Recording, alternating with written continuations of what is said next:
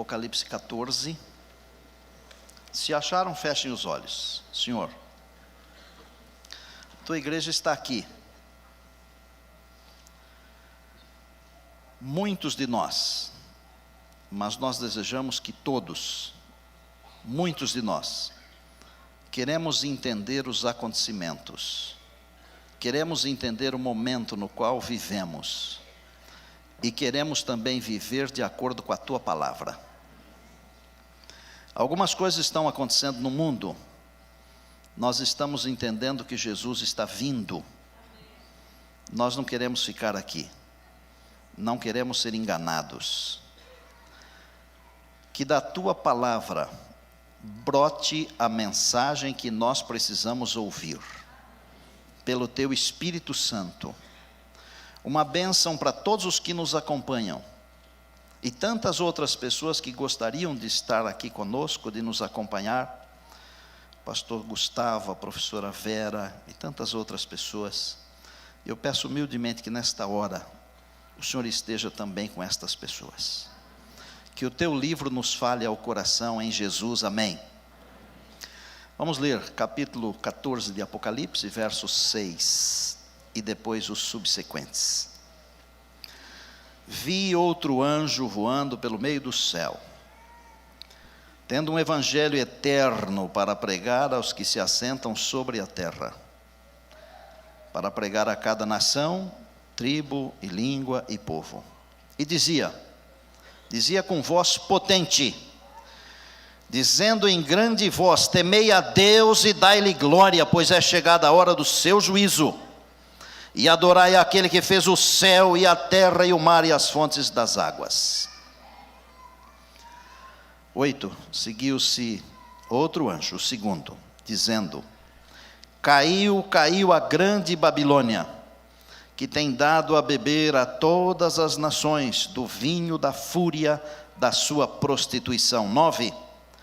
Seguiu-se a este um outro anjo, o terceiro, dizendo em grande voz: se alguém adora a besta e a sua imagem, e recebe a sua marca na fronte ou sobre a mão, também esse beberá do vinho da cólera de Deus, preparado sem mistura, do cálice da sua ira, e será atormentado com fogo e enxofre, diante dos santos anjos e na presença do Cordeiro.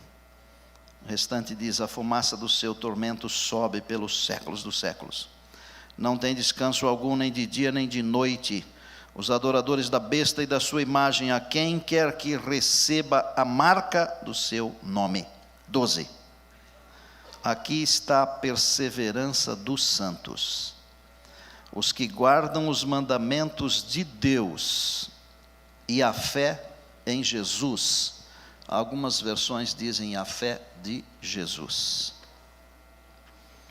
A palavra, expressão anjo, aparece na Bíblia algumas poucas centenas de vezes, entre 3 e 4 centenas.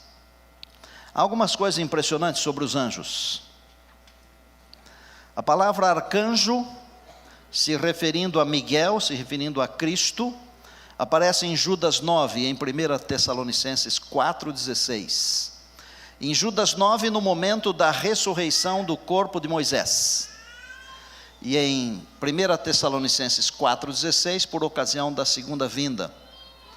Embora a expressão arcanjo signifique o principal dos anjos, ela é uma referência para o Senhor Jesus, porque o Senhor Jesus também é chamado de anjo.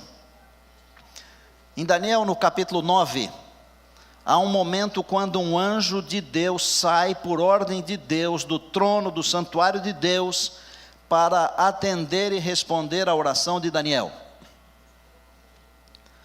A oração de Daniel deve ter durado em torno de uns 3 minutos. E o anjo dá a informação de que ele saiu de lá na hora em que Daniel começou a fazer a oração. Olha a velocidade do anjo. Não é a velocidade da luz, de aproximadamente 300 mil quilômetros por segundo. É muito mais do que isso. Nós ficamos impressionados quando vemos um avião supersônico, que ultrapassando a barreira de um pouco mais do que 1.200 quilômetros por hora, ele quebra o cordel da barreira do som. Agora pensem comigo, a nebulosa de Órion está muito longe daqui, muito longe, muito longe. Mas o trono de Deus está além, além. Se fosse da nebulosa até aqui, um anjo para fazer em 3 minutos teria que andar a várias vezes a velocidade da luz. Anjos, anjos de Deus. Ezequiel diz que eles são como relâmpagos. E o relâmpago você sabe, você vê. E quando você vê o relâmpago é bom, porque alguns não conseguem vê-lo, como aconteceu com aquela moça lá na praia, no litoral aqui de São Paulo. Eles são miríades de miríades, uma quantidade enorme, segundo Daniel 7:10 e Apocalipse 5:11. Não dá para contar. Algumas pessoas gastam tempo tentando entender aquilo que a Bíblia não quer que seja entendido, discutindo inclusive o sexo dos anjos, quando Deus nunca falou uma vírgula, uma letra, uma palavra sobre esse assunto. Mas algumas coisas Deus nos revelou. Colossenses 1:16 e Romanos 8:38 fala de tronos, de principados, de domínios, de potestades. Algumas coisas que nós nem sabemos muito bem o que significam. Deus tem a sua hierarquia, o seu programa de trabalho, porque Deus é ordem, é organizado. E quando a Bíblia fala dessas coisas, ela fala para que a gente tenha confiança. A Bíblia separa os anjos eleitos, por exemplo. Quem são os anjos eleitos? Os anjos eleitos são aqueles que escolheram, porque eles também têm livre arbítrio. Escolheram ficar do lado de Deus quando da rebelião no céu. E os anjos rebeldes são os que escolheram ficar contra Deus. A Bíblia fala que as nações têm anjos. Pensem aqui comigo. Provavelmente o nosso país tem um anjo. A Bíblia fala de o anjo das nações. E a gente não sabe os nomes desses anjos. A Bíblia fala então do anjo rebelde, mas a Bíblia fala do anjo do Senhor. E o anjo do Senhor é uma expressão para a divindade.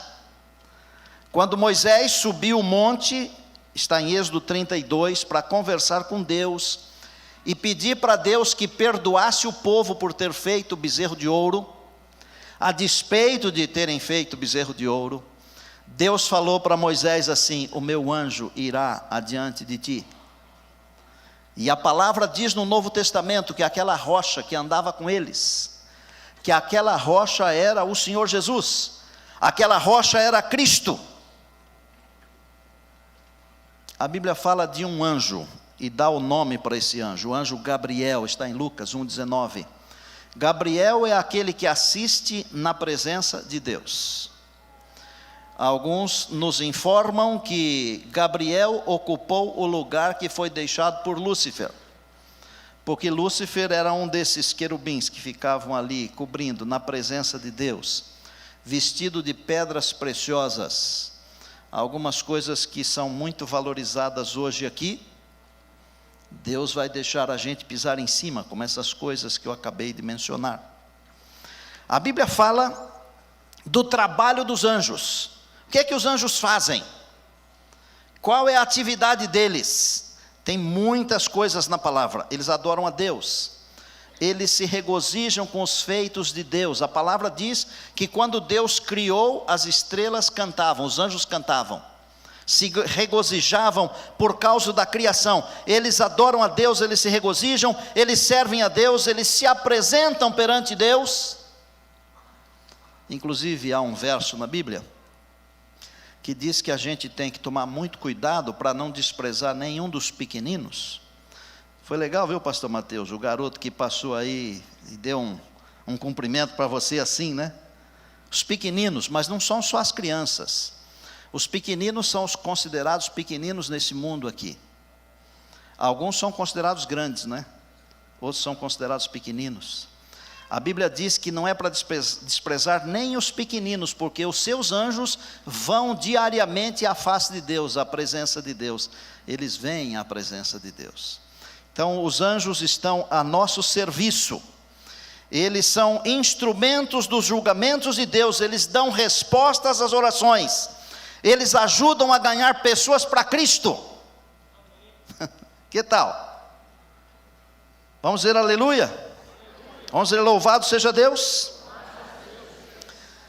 Eles olham a obra da igreja de Cristo aqui na terra. Eles velam pela obra de Cristo aqui na terra. E quando Deus diz que a sua igreja é a menina dos seus olhos, então aí que os anjos olham para nós como a menina dos olhos de Deus. E tem mais, eles nos dão encorajamento em tempos de perigo. Gente, o voo dos anjos é uma coisa sobrenatural. Quem são eles?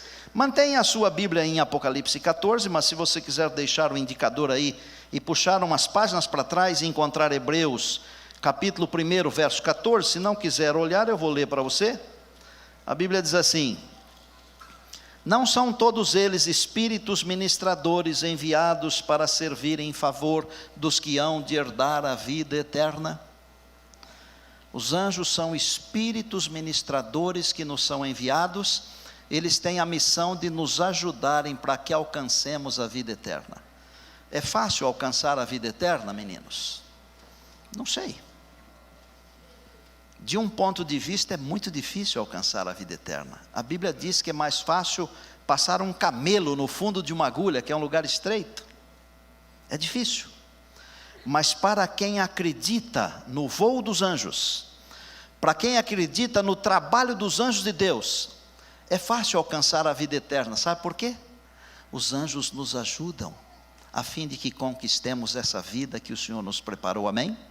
Louvado seja o nome de Deus. Eles são espíritos ministradores, eles são superiores aos homens, eles são maiores do que nós, mais poderosos do que nós, porém eles podem aparecer em forma humana, e de repente a gente pode até receber um anjo em casa, ou dentro do carro, ou dentro do ônibus, ou no escritório, ou aqui na igreja, porque eles podem se parecer com o ser humano. Eles são guardiões especiais, eles protegem, eles salvam os seres humanos na hora do perigo. Eles cumprem as ordens de Deus, eles transmitem as mensagens de Deus e desempenharão um papel importantíssimo na volta de Jesus. Duas coisas. Uma delas, eles ministrarão os juízos de Deus para os pecadores. E segunda coisa, eles reunirão os escolhidos dos 4 cantos da terra. Aleluia. Deus seja louvado. E os anjos maus, de onde eles vêm? Eles eram anjos bons, que se tornaram maus, e a Bíblia diz que eles serão destruídos, está em Mateus, serão destruídos. Voltemos a Apocalipse 14, a primeira mensagem angélica. Um anjo voando pelo meio do céu. Isso tem um significado de velocidade, o significado de visibilidade. Porque normalmente quando alguma coisa acontece no céu, a gente olha. Já perceberam? E esses dias atrás alguém estava enganando outrem. Então 2 pessoas conversando e uma falando, olha lá, olha, mas não tinha nada para olhar. E o outro que está passando olha, né? Mas há alguma coisa para olhar no céu. Sem percebermos, o nosso Senhor e Salvador Jesus Cristo está vindo, está voltando. É a mensagem da pregação, voando pelo meio do céu, rapidez, visibilidade, tendo um evangelho para pregar. Não é um evangelho qualquer, a Bíblia diz que é o evangelho eterno. O evangelho eterno, ele é eterno no seu significado, é eterno nos seus resultados, e é eterno também porque prega um Senhor que foi morto antes da fundação do mundo, diz o Apocalipse capítulo 13. O evangelho eterno é o evangelho que ensina a salvação pela graça, através da fé no sangue de nosso Senhor e Salvador Jesus Cristo. E o que diz esse evangelho eterno? Esse evangelho eterno diz que nós devemos temer a Deus, devemos dar glória a Deus. Por quê? Porque é a hora do juízo. Quem não vive temendo a Deus, olhem aqui, sem ser rude, jamais grosseiro, mas firme. Quem não vive no temor de Deus, e quem não vive dando glória a Deus, não terá sucesso no juízo. Não terá sucesso no juízo. Quem não vive temendo a Deus, e não vive dando glória a Deus, vai ser enganado. Mas pastor, é assim? É a Bíblia que está dizendo. E se a Bíblia diz, eu não tenho vergonha, e também não tenho medo de repetir. A Bíblia está dizendo que é para temer a Deus, que é para dar glória a Deus. Amados, quem é que nós estamos temendo?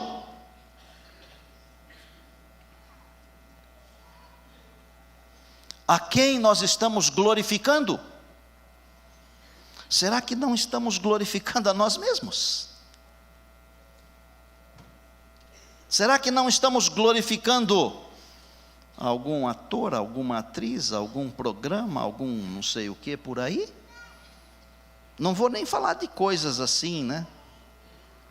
Os carros, porque hoje o carro não é um bem de consumo assim, que vai e vem rapidinho, né? No passado era fantástico ter um carro. Você comprava hoje, no ano que vem vendia mais caro. Você compra hoje, agora vende por 1/4 do preço, metade do preço, quando vende bem. Mas às vezes a gente glorifica, ama mais, valoriza mais uma coisa, um ser criado, do que Deus. E a mensagem está dizendo que devemos temer a Deus e dar glória a Deus. Irmãos, nós não podemos mais ficar em casa, não. Se você quiser ficar em casa, pode ficar, mas não pode mais ficar em casa, tem que estar com o povo de Deus, porque algum pedacinho, alguma migalha acaba caindo na nossa mão, na nossa boca. Juízo. Miller começou a pregar em torno de 1831 sobre o juízo.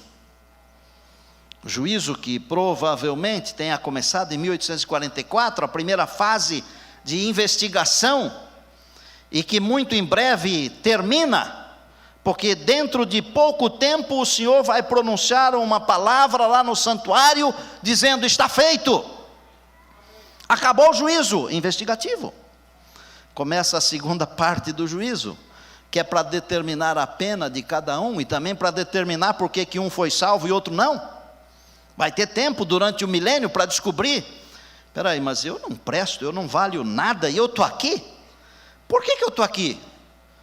Você está aqui, meu filho, porque você temeu a Deus e deu glória a Deus, amém? Mas e o fulano, por que ele não está aqui? Bom, ele não está aqui porque ele não temeu a Deus, não deu glória a Deus. Aí vai dar para analisar. Os bisbilhoteiros terão um tempo de 1000 anos para bisbilhotar a vida dos outros, viu? Então deixa para aquele tempo lá, né? Não bisbilhota a vida agora dos outros, cuida da sua. Cuida da sua vida. E eu estou tentando cuidar da minha vida. E um dia desses, uma pessoa, um obreiro daqui, me relembrou: pastor, no primeiro dia que o senhor passou aqui e pregou aqui, que foi no dia, não sei se 4 ou 5 de fevereiro de 2012, vocês devem saber mais do que eu, né? Cabeça melhor. O senhor falou que se alguém quiser ir para a eternidade é para ficar perto do senhor. E eu vou repetir: eu estou indo para a eternidade. Isso aqui não é prepotência nem orgulho, porque um pastor que não tem convicção de que está indo para a eternidade, é melhor fazer outra coisa. Quer ir para a eternidade? Fique perto de mim. Por isso eu inventei o Pentecostes 2, vem aqui, porque não é só perto de mim, é perto de Deus. Está certo, Israel? É perto de Deus. Temei a Deus, dai-lhe glória. Essa é a primeira mensagem do juízo. É o evangelho eterno. É a hora de nós nos apegarmos ao Senhor e adorarmos ao Senhor. Amados, por que nós devemos voltar à adoração ao Criador?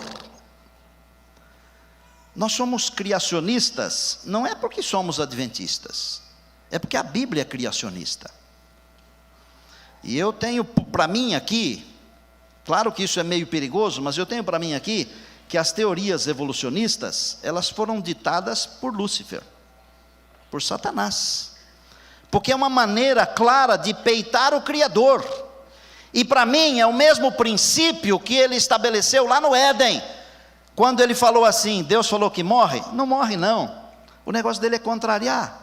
Deus falou que você vai para a eternidade, ele chega para você e diz, você não vai, você é meu, porque você é pecador, mas graças a Deus que o sangue de Jesus Cristo nos purifica de todo o pecado. Vamos dar uma olhadinha na segunda mensagem, amados.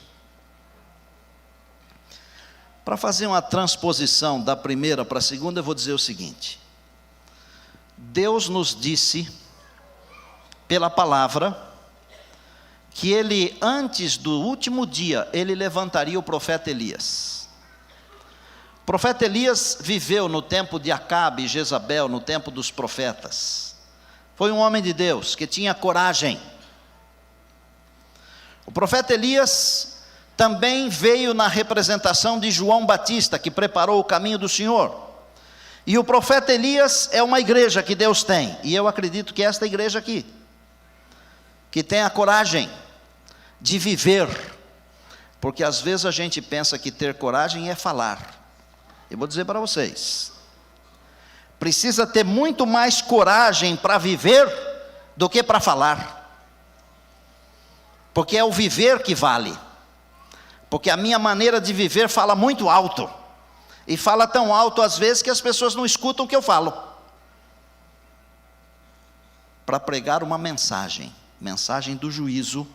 E então a segunda mensagem, que é: caiu a grande Babilônia. O que é Babilônia? Babilônia é confusão. Babilônia, pode escrever aí, eu dou conta do que eu falo, pela graça de Deus.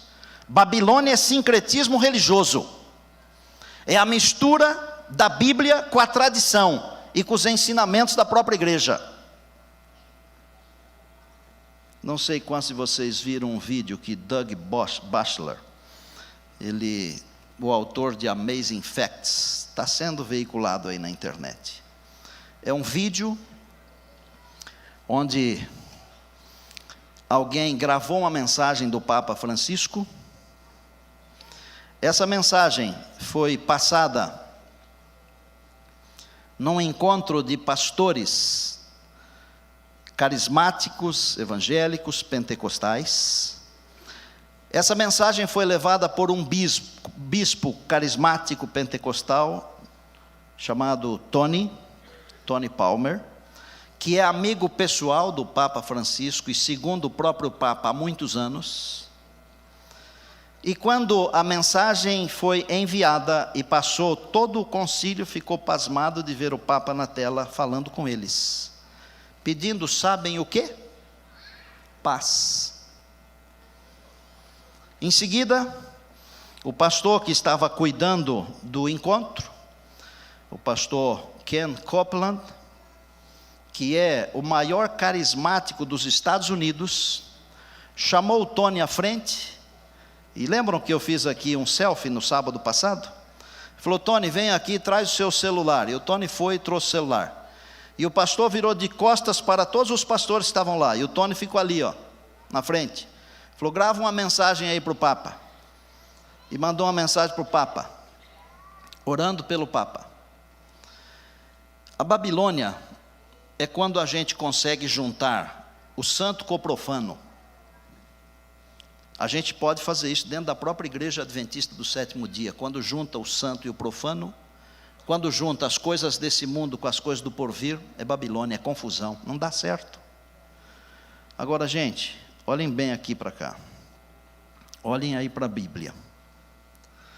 Vocês já viram a força que em poucos meses esse Papa atual ganhou ou não? Vocês já viram? Será que não seria esse aquele enviado que vai propagar a paz? Se for ele, porque a igreja adventista do sétimo dia nunca marcou data para a volta de Jesus. Aquele povo que marcou a data para a volta de Jesus em 1844, não era a igreja adventista do sétimo dia, porque a igreja adventista do sétimo dia, ela surgiu daquele movimento fracassado. Fracassado é uma palavra muito forte, porque aquele movimento foi uma bênção. Frustrado. Por quê? Obrigado. Por que frustrado? Porque eles pregaram a volta de Jesus, mas não era a volta de Jesus, era o juízo. Eles estavam corretos de que haveria um acontecimento naquela data, só não estavam corretos com o tipo do acontecimento que seria. Não estou marcando data e nem dizendo que este é o último homem, nada disso. Mas se ele começar a pregar a paz, eu tenho um texto na Bíblia, que diz o seguinte: e quando disseram paz e paz, e se você quiser conferir, pode olhar, 1 Tessalonicenses capítulo 5, verso 3, 1 Tessalonicenses 5, verso 3 diz assim: e quando disserem paz, paz, sobrevirá repentina destruição. Sabe o que é repentina destruição profeticamente aqui? É o que aconteceu com a Babilônia literal, nos dias de Belsazar, neto de Nabucodonosor, que a Bíblia chama de filho, porque era uma característica daquele tempo. Numa noite, enquanto ele mandou trazer as coisas sagradas do templo para profaná-los, ou para profaná-las, o exército medo-persa desviou o curso do rio. Numa só noite, veio a destruição da grande Babilônia, e o rei morreu.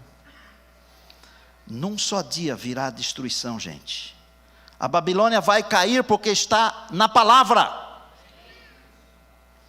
A minha igreja vai estar de pé, aleluia. Glória a Deus por isso. Diga: eu vou estar de pé no Senhor Jesus. Diga: eu vou estar de pé no Senhor Jesus. Só nele, gente. Não é no pastor da igreja, não é nos pastores, nem nos outros que nos ajudam aqui, são tantos, centenas, não. É no Senhor Jesus. A última mensagem, gente. Quem adorar a besta ou a sua imagem, diz o texto, receber o seu sinal na testa ou na mão, ou por razão, ou por conveniência, porque muitos de nós vivemos pela conveniência. Quer ver? Nós gostamos de ser amigos dos ricos, porque traz benefício ser amigo de rico. Quando o rico convida você para um restaurante, não vai comer no prato feito, sem falar mal do prato feito. O PF que a gente come de vez em quando, um dia dessa semana aí, e eu entrei nisso aí, por causa da correria. E um dia passei sem comer, mas deu uma dor de cabeça tremenda, né, Marinha? Você me socorreu depois à tarde. A gente gosta de ser bem tratado, de ter pessoas por perto que nos paparicam. Não é? Não é uma delícia ser paparicado? Fala a verdade. É conveniência. Muitos receberão o sinal apenas por conveniência. Outros receberão porque raciocínio, razão. Tem umas coisas que vocês não sabem. Alguns votos que são tomados por aí que vocês não sabem, e eu nem posso falar aqui em público. Há algumas coisas impressionantes que estão acontecendo. Quem receber o sinal, beberá do vinho da cólera de Deus, preparada sem mistura de misericórdia. Eu falo que Deus nos trata com graça e com misericórdia.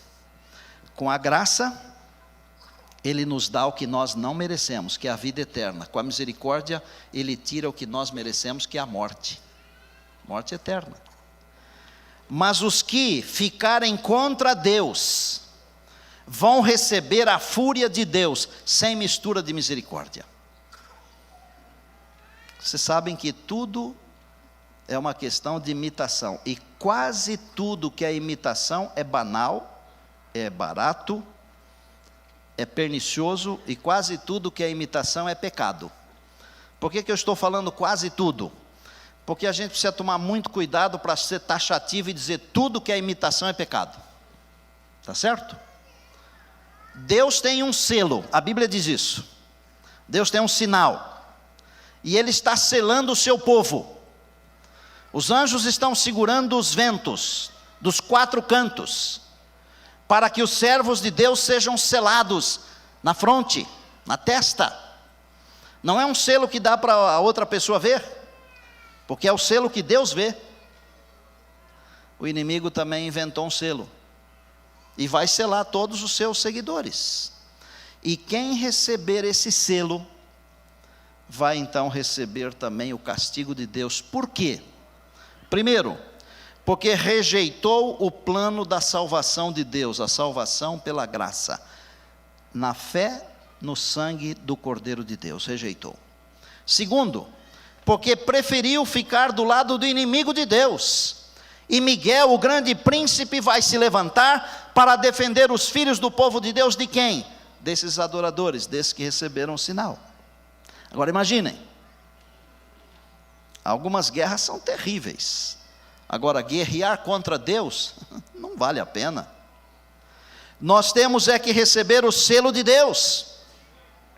Agora, irmãos, Paulo nos chama a atenção em Romanos 12, e ele diz assim: vocês não podem se conformar com o mundo, vocês têm que ser transformados pela renovação da mente, para vocês experimentarem a boa, perfeita, agradável vontade de Deus. Agora, enquanto eu me conformo com o mundo, eu não estou experimentando qual é a boa, agradável e perfeita vontade de Deus. Vem aqui pertinho.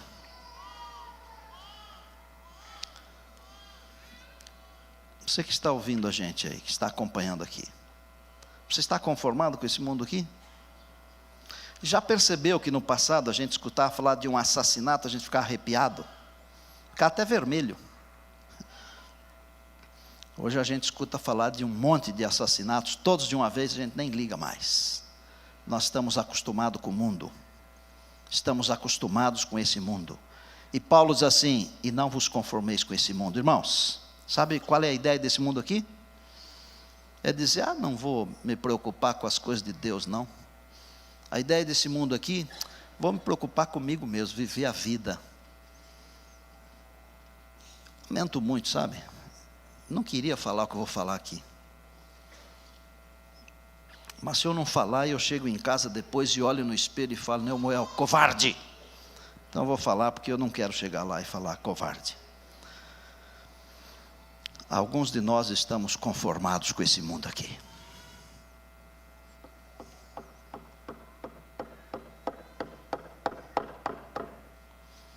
Alguns de nós estamos conformados com esse mundo aqui.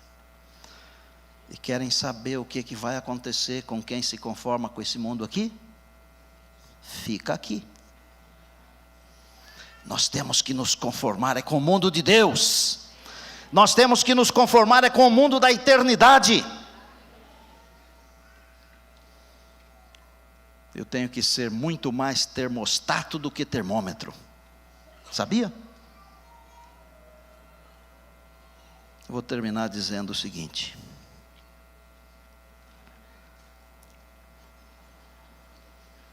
o juízo de Deus é certo e final. A queda de Babilônia é certa e definitiva. E os que continuarem de costas para Deus não subirão com Ele quando Jesus regressar. Queria fazer um desafio.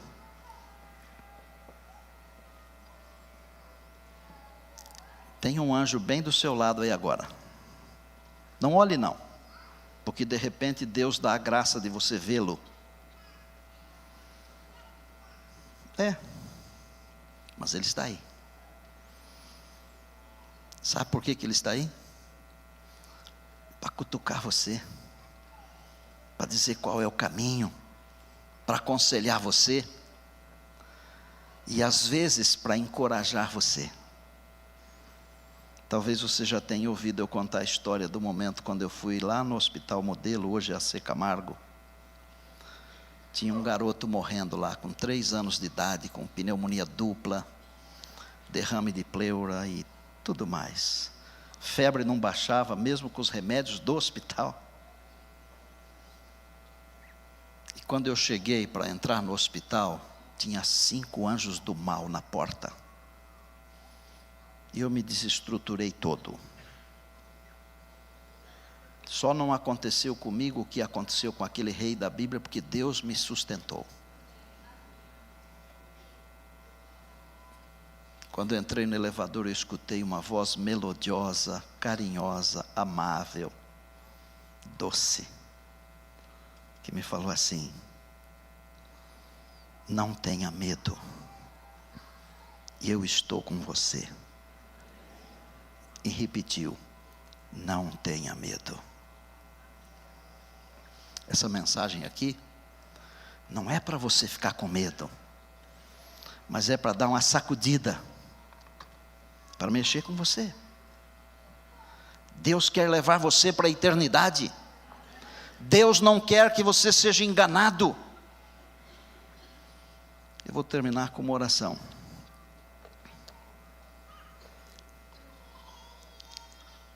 Queria fazer uma oração muito especial por alguns que eu quero convidar que venham aqui e subam aqui no altar.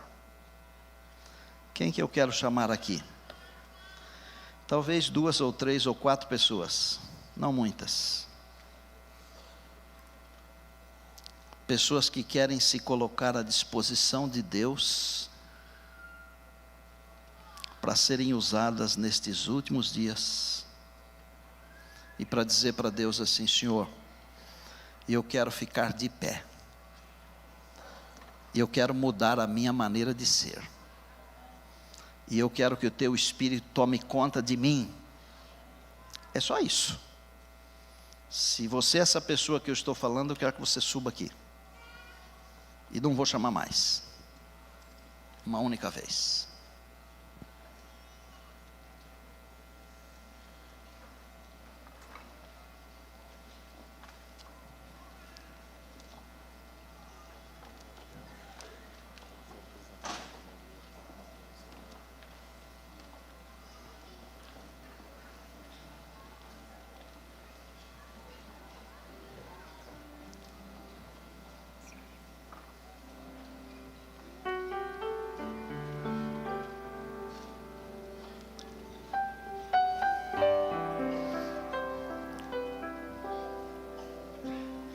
Deus está aqui.